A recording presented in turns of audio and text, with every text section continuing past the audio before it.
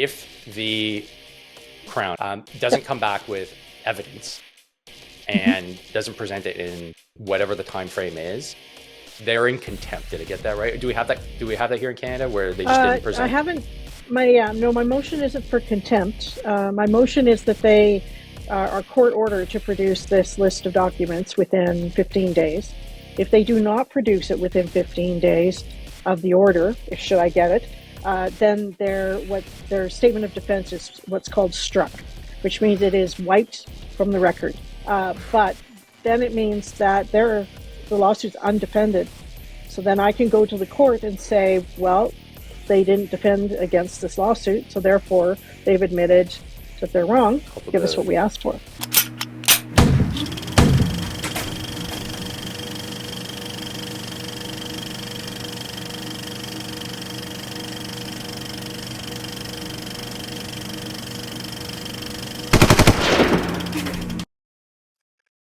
Hey folks, I'm sitting down again with barrister Catherine Christensen from Valor Legal. This is Catherine's fourth appearance on the podcast, I believe, if I'm not correct.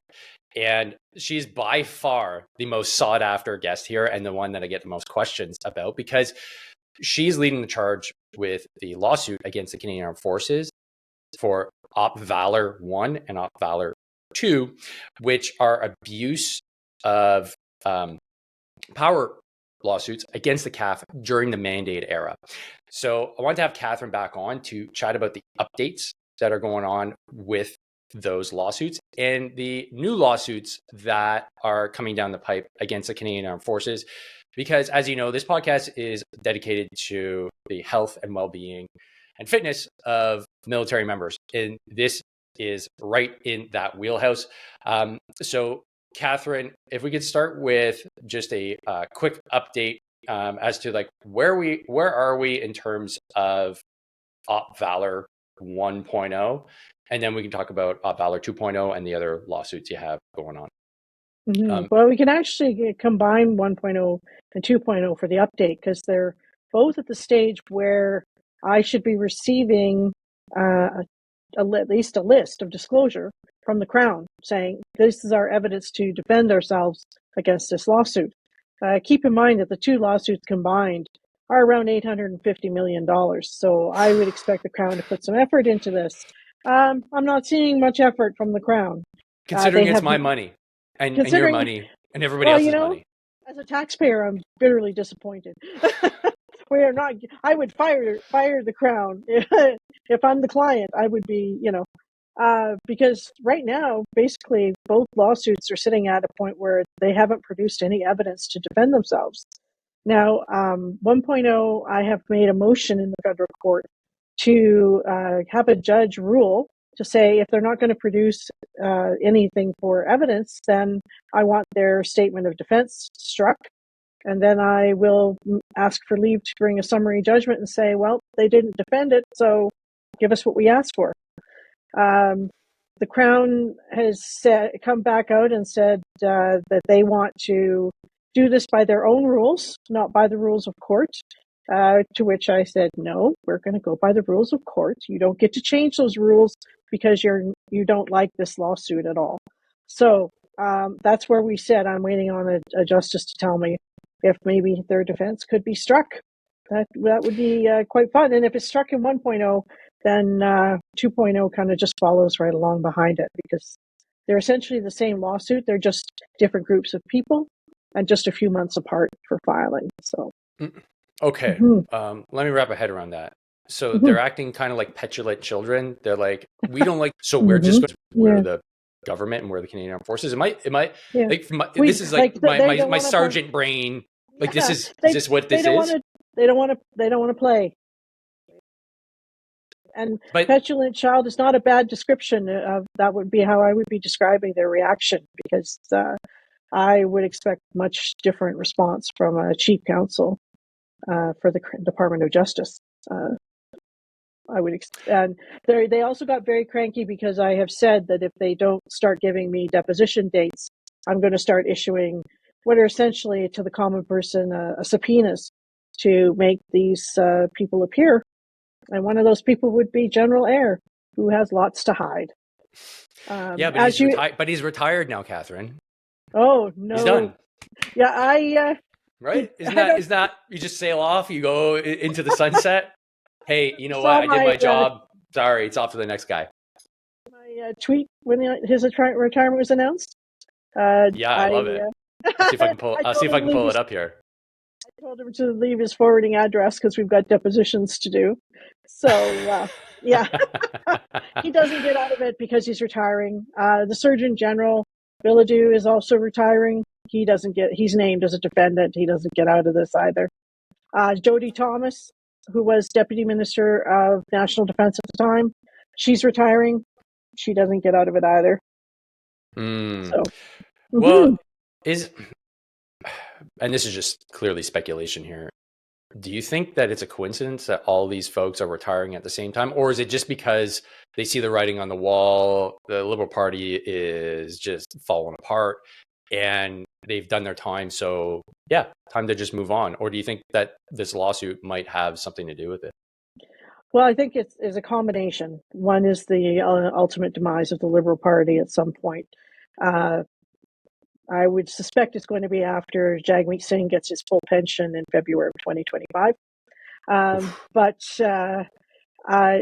I also think it has something to do. The timing was really interesting because it was within 48 hours of Epoch Times publishing the leak of what sounds like a JAG briefing that said, you can't do this, it's all illegal.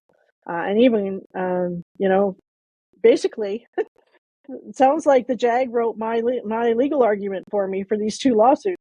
And it was written in February of 21, and the mandate was brought in October of 21. So there's no way that AIR or the Department of National Defense, the minister, Anita Anand at the time, Jody Thomas as deputy minister, there's no way they didn't know that legal advice from their own lawyers, because that's what it sounds like the document is. I haven't seen the document, so that's my speculation on what that document the leak was about. Right. Well, I mean, it's funny because the elements of that document, which I haven't seen either, were in the briefing note that I read on the podcast because I got the briefing note from an undisclosed source. I'm turning into Deep Throat, I think, which I was reading it. I was like, what this is insane. Clearly they're saying you can't do this for the following reasons because, well, first and foremost, it's a charter offense.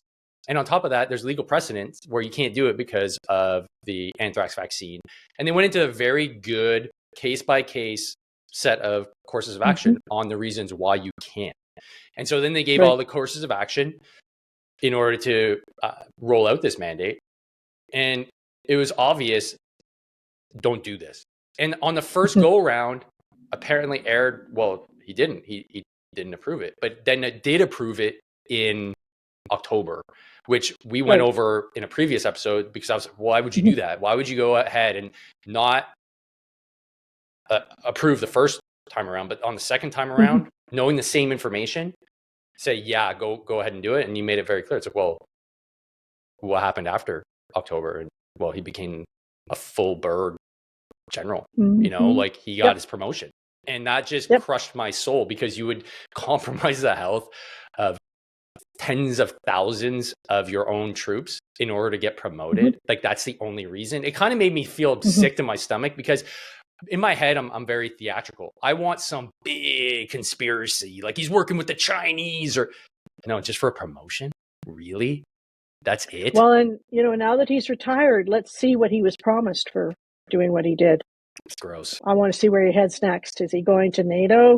Is he going to UN? Is he going to defense contractor? I want to see where he heads next because that's going to tell us what he was offered to do this. So big picture is if the Crown, I'm saying that right? It's the Crown that you're okay. Doesn't come back with evidence and doesn't present it in whatever the time frame is, they're in contempt. Did I get that right? Do we have that here in Canada where they just didn't present? I haven't. My motion isn't for contempt. My motion is that they are court ordered to produce this list of documents within 15 days. If they do not produce it within 15 days of the order, should I get it, then their statement of defense is what's called struck, which means it is wiped from the record. Okay. And I then would be able to, and I've asked for costs as well, for the cost of having to do this. But then it means that the lawsuit's undefended. So then I can go to the court and say, well, they didn't defend against this lawsuit, so therefore they've admitted that they're wrong. Give us what we asked for. So therefore it comes down to a judge, right? That goes, you know what, Catherine, you're right. They didn't defend themselves. So by the book, then I guess you win. According to the rules of court. I'm right between the lines here on the rules of court. If you don't produce your affidavit of documents, they apparently didn't like the format of the affidavit of documents I provided them. It meets the requirements of the court, so I don't care if you don't like it. I get documents all the time from lawyers in a format that I'm like, doesn't matter. I still have to answer to it. Good job. I mean, this is part of just being a lawyer. Being in private practice, I'm not a public servant. So in private practice, if I was doing this to a private client, I'd get fired, and I'd probably get a complaint to the Law Society for not doing my job, and then a claim against my insurance for negligence. So, like, Crown, do your job. Yeah. I don't care that you don't like the lawsuit. I don't care that you want it to be a different lawsuit than it actually is. Doesn't matter. We all have cases where we have to take a big breath and, let's answer, let's get this done. Mm-hmm. So, okay. So not only, and the only way to stop our 250,000 pages of evidence would be to settle. Yeah. And this is just going to open up such a big can of worms. So can we just go back? I missed part of it. What's the timeline on this? If they don't present their evidence, then you go to the judge and say, hey, look, like, I win. So I've already Let's done figure that. this out. Okay. So I've already done that part. So next I'm waiting for the judge's decision. Do I get the order that says that their defense is gone? Okay. So this could be wrapped up this year. Anytime. It's been with the court for about 3 weeks. Holy smokies. Okay. So then that means the way if I'm perceiving this right, then all hell breaks loose, because then there is a G7 country, part of NATO, that has a massive lawsuit that they just lost in terms of implementing a mandate, and the government didn't even put up a fight. This has major international implications, I think. Well, because there's already been success in the States by military members, and Navy SEALs is the most famous case where they won against the government. Are they the game they're playing that they don't want to bother to defend because they can't defend? It's been a liberal course of action in several CAF-related suits to not defend and withdraw charges and this kind of thing. So the liberals like to throw money at their problems. The question becomes, are they buying time to try and run us out of money or whatever? That's not going to happen in this case. But are they kind of putting it off to leave it for the next government to deal with? Okay. That's another favorite liberal tactic. Okay. Well, in terms of money, Catherine, I'm happy to say that I have $20 waiting for you. It's got your name on it, for not you personally, but for Valor Legal Action Center. So folks, if you're listening in and you're like, hey, how do we help this lawsuit out, and how do we help out the folks in the CAF that need our support?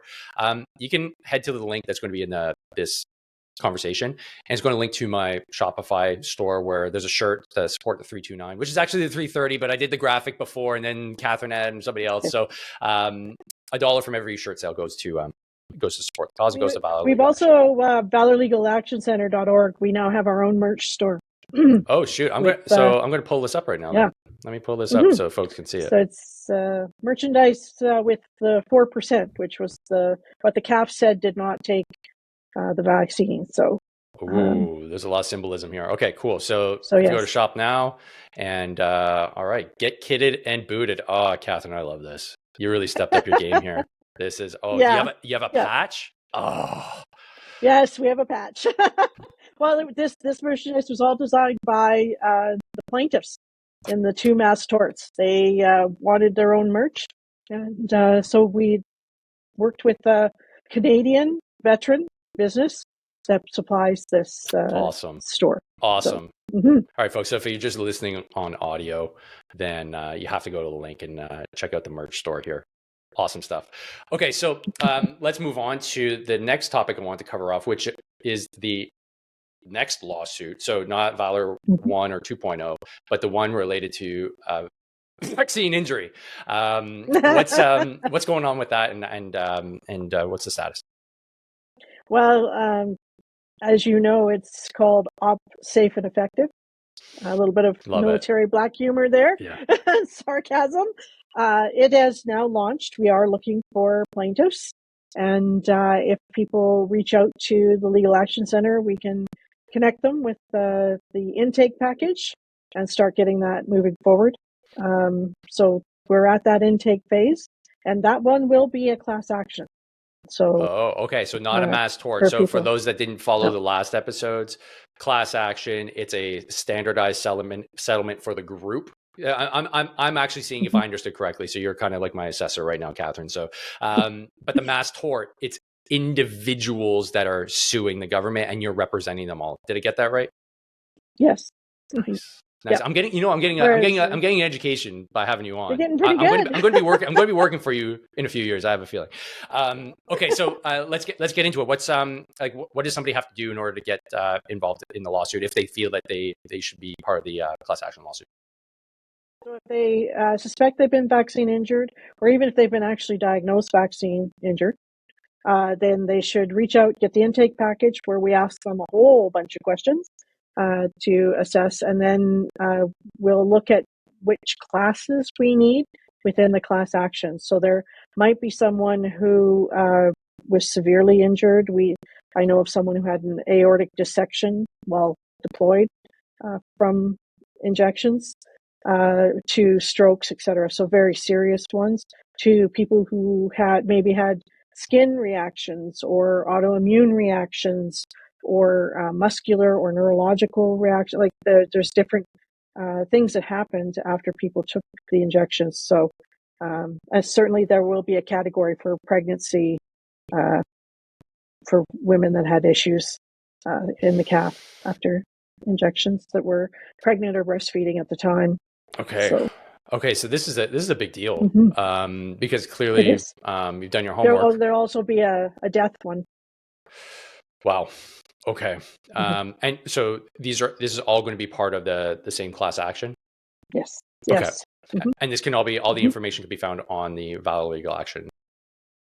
Right. Or they reach out to the team. We can send them the package. Yep. Okay, great. So I'll drop those links in the description. Okay. So clearly there's going to be some follow-up updates from you in the future, because I know people love getting the info here, because I mean, aside from Epoch Times and maybe the Western Standard, there's really nobody covering this in any great length, even though we have close to $1 billion in settlement terms against the Canadian Armed Forces. I don't know if this is the largest lawsuit in Canadian Armed Forces history, but it's got to be up there. I would think it. Yes, I would think it is. The only one that might be bigger is the Mephiquin one, but I'm not sure what the status is on that one because I'm not involved with it. Right. But that could be the other one. Right. Okay. Yep. So with that being said, like talking about this kind of like the cat's out of the bag, people are starting to talk about things, and you know, I've seen you're active on other podcasts too, which is awesome. There's other news agencies that are picking this up. I did pick this thread up on Twitter, so X, because we were discussing, I think on our first chat, about the King's responsibility in all this, because it's assumed that the Liberal Party had some influence in the Canadian Armed Forces to take part in this mandate. But as you stated, like that's not the chain of command. Like the Prime Minister doesn't tell his ministers really what to do, because we all swear an oath, and like when I say we, members of the Canadian Armed Forces, yourself, to the crown. And theoretically, the way I interpret it was like, well, that's kind of like a coup d'etat, soft one, but ultimately it's the king that has the say. And if things are starting to get out of control, the king is the one, and King Charles, to be specific, is technically the one that's supposed to kind of rein things in, no pun intended. Mhm. And it's actually made its way to the UK, because I saw Jim Ferguson, if I have his name right. Yeah, Jim Ferguson talking with Tom Marazzo about this issue that we have here. So is that something that's kind of like blowing your mind a little bit? The fact that now the British are actually talking about Canadian issues related to your lawsuit? Like, what do you think about that? Yeah, that was a big surprise to me, because I didn't know about the interview till I was watching it and getting tagged by people saying, "Hey, look, you've been mentioned." Even in the description of Tom's talk, they talk about my name specifically. So I thought it was a very interesting thing that they would catch on to the king being the head of our military and the head of our government. But then they would probably be in the best position to do that, because the UK recognizes that that's his role in the UK. And I think it was kind of an eye-opener for them that that's still the role in Commonwealth countries, who still acknowledge that we have a monarch. And I still don't think that that's going to change anything. But I think it was kind of nice to see that it's going international. Just like the convoy started something 2 years ago, and now this is getting attention. And I think the state of our armed forces, probably in the G7, we're in the worst situation. The UK's got their own problems with their military. They've got the same recruitment problem. They've got the same morale problem, just not to the same extent that we do here. So I think when they heard about it, it struck a nerve. And so it was great. I have talked to Jim. Maybe going to do a podcast with him directly. Okay. We're catching international attention now.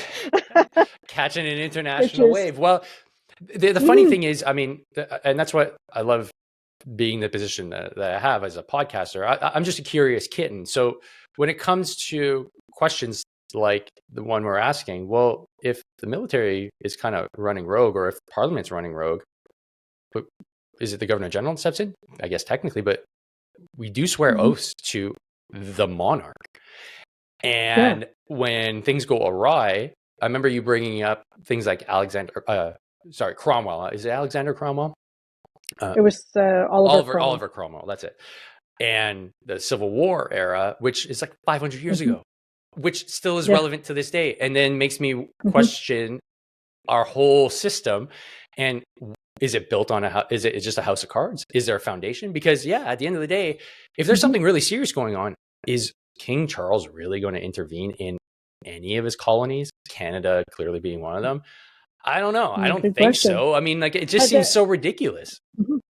Well, but the reason we swear an oath to the crown and not to the government or to the people is so that we can hold the government to account. That's supposed to be the role of lawyers and the courts. We're supposed to be able to say to the government, no. Your legislation or what you're doing has overstepped the bounds, and we are going to call you into question for that. That's the division of powers idea. And then the military is separate from the government, because that means the government can't turn the military against the people. That's the principle behind it. So, when Oliver Cromwell's government revolution went sour and they decided to bring the monarch back, that was part of the deal, was that the monarch had that power to say, nope, you're abusing the people, and I have the power to remove you. And you see that when they dissolve Parliament, they have to go to the Governor General and get permission to dissolve Parliament. Same with recently, this has come up in that an officer of the Canadian Armed Forces cannot be released unless their release paperwork is signed by the Governor General. Really? You can only be dismissed from His Majesty's service by the Governor General as an officer. I need to check my docs. I'm pretty sure the Governor General did sign my document. So we've been investigating this because so many of the people affected by the mass tort were the officers. None of them have the Governor General's signature on their releases. So are they released? Oh my God, am I still in? Oh no. Maybe. Oh no, I'm still in. I can't publish this podcast. I'm going to get a call from my unit. Morrow, you've been AWOL for 6 years. Get the hell back in here. Oh no. And they want to charge you for all the bad things you said about the armed forces. I'm bound by the Code of Service Discipline. This is this is worse than a YouTube strike. Yeah. So the Office of the Information Commissioner replied to our inquiring about this, and CAF has said, "Oh well, there's so many releases of officers that we just give the Governor General a list, and they sign that list." Okay. Oh really? I want to see the list. Okay. I want to see, what does it say on that list at the top of the list? Does it say the following officers are released from His Majesty's service, or is it just a list with a signature on it? It's just on an FMP pad. It's in a drawer somewhere. That's pure Canadian. Yeah, buds. Yeah, we got the list. Yeah, it's in there. It's in the drawer. Don't worry about it. Don't worry about it. So that's another thing that we're poking around to find out. Because according to their own policy, they're not following their own policy again. We can't. Every time I open a drawer, I find something else. Oh my, Catherine, you're just giving me so much anxiety right now. That's why we have the conversations. I still might be in the forces. Oh no. Oh man. Oh, but you know what? That means I get back pay. Okay, so it's not that bad. It's not that bad. It could be better than I'm making it out to be. Okay. All right. Wow. That's why I like having these conversations. That just opened up a whole new wild side of things that obviously I was not tracking, that I may not have officially been like out cleared or, released from the Canadian Armed Forces because the Governor General. I bet if you go back and look at your actual release paperwork, it's supposed to be signed by the Governor General. Because you were an officer, so. I was. Oh, man. Okay, so I'm going to do that this week, and I'm going to post it. If I find it, I'm going to post it on X, and then say, if it's not, I guess I'm still in. Pay me. Mm-hmm. Wow. Right. Okay. So other lawsuits. Yes, go ahead. That one. The other one that we launched last week is on hearing. This should interest a lot of veterans. Mm-hmm. There's 2 separate hearing cases. One is on the hearing protection itself is defective. Okay. Not only is the manufacturer at fault here, but CAF knows it and didn't change it. The other part of it is that if you've been exposed to diesel fuel or jet fuel, there's a chemical in it that damages your hearing. So it's not just sound. Wait, exposed to jet. I was on an American camp. We used jet fuel. We ran out of gasoline, so we didn't really have any fuel other than jet fuel, and we used it forever. We used it to cook. JPA, man, didn't make a fireball. So we had barbecues. We just everything was jet fuel. Did you spill it on yourself? Of course. How about this? So when I told one of our pilots, fighter pilot, about this, he looked at me and went, "You've got to be kidding me." And I said, "No." And I said, "I have all the evidence, and I just needed some plaintiffs." He said, "When I land at another base, I'm not allowed out of my aircraft for any reason. So they hand the hose up and I refuel my own jet and I get covered in jet fuel. I close the canopy and take off and go back to my home base sitting in jet fuel." That's Canadian Armed Forces pilot. That's a Canadian Armed Forces pilot. That doesn't sound right. Like, I'm not saying he's lying.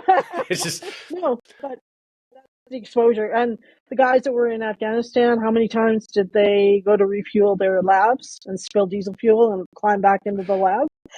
Well... Excuse me. We had, because we had supply issues, right? Like, it was war. So on the American camp, they used jet fuel for, I can't remember which vehicle it was, but they had it, right? There's supposed to be either gasoline or diesel, but we ran out. So we were using jet fuel for literally everything. We were just carrying around jet fuel to light the barbecues, burn pits. We would just go with jet fuel and just I mean, Another class I wasn't action. throwing that. Yeah, I wasn't going like we did have a massive inferno one day because we did have a fire. New guys were on camp. They were really young troops. They were told, go get the water jerry cans. They came back with the jet fuel jerry Uh-oh. cans. And wow, did that go crazy. But I'll bet. so, I mean, like, obviously, like the fumes, the actual, liquid, the solvent itself, for sure. But then it comes down to how much proof is there that, I was exposed. And then that brings us to, and this is one thing that I don't know if you're tracking, Catherine, but in the States, there's the PACT Act and the toxic exposure legislation that came through the United States was the largest toxic exposure legislation in human history. And we're very closely tied to the organization, Grunt Style Foundation, that helped get that passed. And I don't understand why we don't have anything here that's similar, because CAF's never been held accountable before, Dave. like I was literally running around next to a burn pit every day. Mm-hmm. Yeah, well, burn pits are on my hit list too. All right. For Canadian troops. All right. So like when I took military law in law school, we were basically told it's almost impossible to sue the Crown. You're not going to get anywhere. So I decided, in 2021, I decided it was time to challenge that and start looking at it. We're also in the works very soon going to be opening up a lead exposure lawsuit for especially anyone that's been CFB Edmonton, but also if they can prove toxic lead levels at other bases, I'm interested in that as well. It's a well-known problem at Edmonton. When the colonel of the base shows up at a private house in the PMQs to personally put up signs not to drink the water because it's contaminated, and one of the primary buildings that the lead contaminated water goes into is the school, the elementary school. That's brutal. And they know this problem. It's existed for decades. That's brutal. That's brutal. So, I know. If they won't fix it themselves, I guess we have to force them. Somebody's got to put the screws. Somebody's got to put the screws to them. That's disheartening, but also it's time to pay the piper.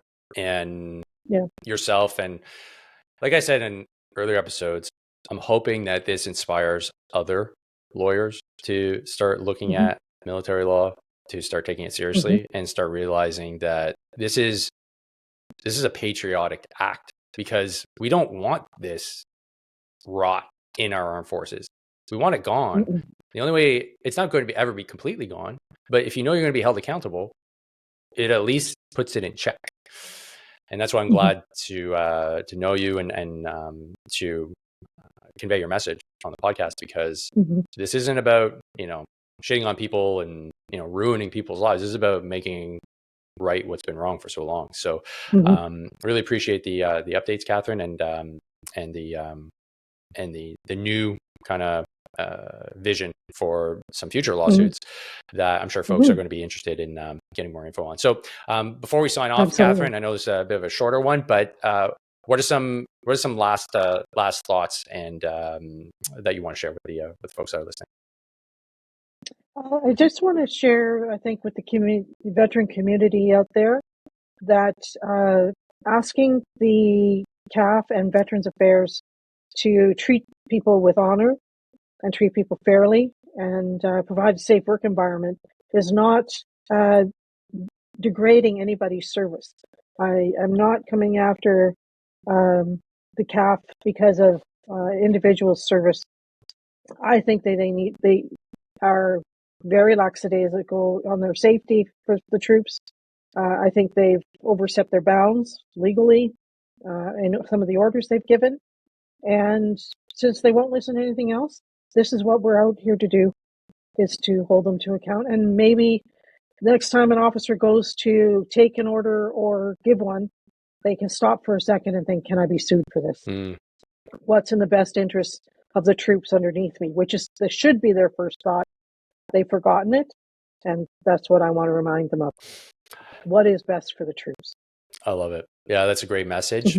And it also ensures that those that are the overwhelming majority of the officers and troops and the NCOs and the CAF are solid human beings. But those that are going to commit offenses, they need to know that the full weight of the law is going to hit them. And they're not immune just because they wear a uniform. And I think that's the biggest message. And I don't care how many maple leaves you have on your shoulder. You're not immune. Especially if you wear maple leaves on your shoulder. Let's put it that way. Catherine, thanks so much for sharing your insights. Thanks again for doing what you do, because I know a lot of folks out there are super appreciative, and the fact that we have somebody in our corner fighting the good fight is really good for morale. So thanks so much again for spending some time here on the podcast. And folks, if you're enjoying these episodes, don't forget to hit the like button, hit subscribe, and make sure to become part of the Hard to Kill podcast community.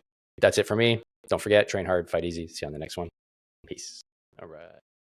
I hate t-shirts that get floppy in the arms after 10 washes. So that's why I created a bunch of t-shirts with high quality cotton just for you, so that you can go to the gym and look fresh, sport some philosophy, and smash those PRs looking good. So you need to head to davemorrow.net/merch, grab yourself a hat, grab yourself a t-shirt, grab yourself a sweater, and support the cause today.